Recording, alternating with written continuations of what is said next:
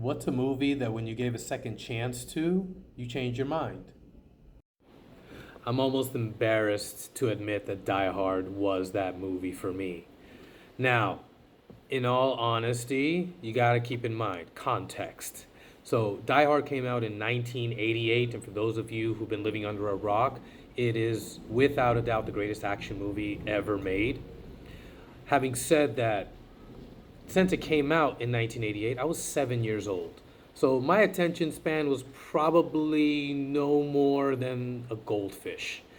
And at this point, I'm watching movies like Enter the Ninja, American Ninja. I was big on ninja movies at the time. Anything from Canon Films was like my jam.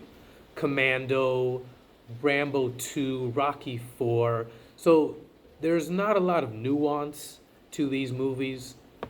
And so a lot of the build up and the tension and the suspense of Die Hard, which is its absolute strength, it just, I didn't have the attention span for it. I didn't have the patience to wait for these moments. And I didn't really have the sophistication to fully appreciate Alan Rickman's performance and also Bruce Willis's take on the action movie genre.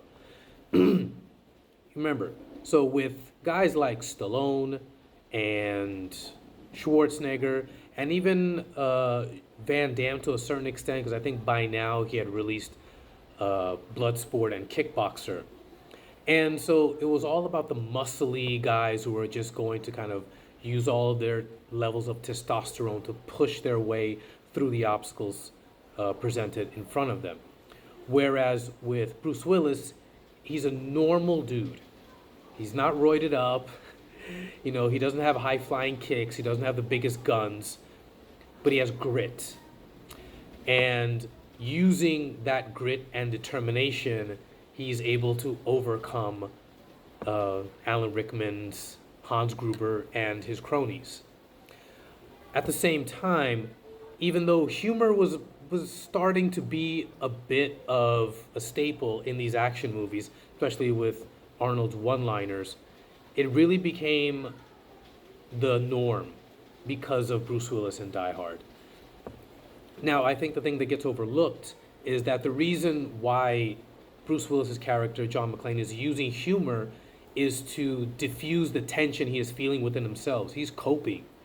He is just a normal New York cop who is in this extraordinary situation and is trying to best to do the right thing and survive.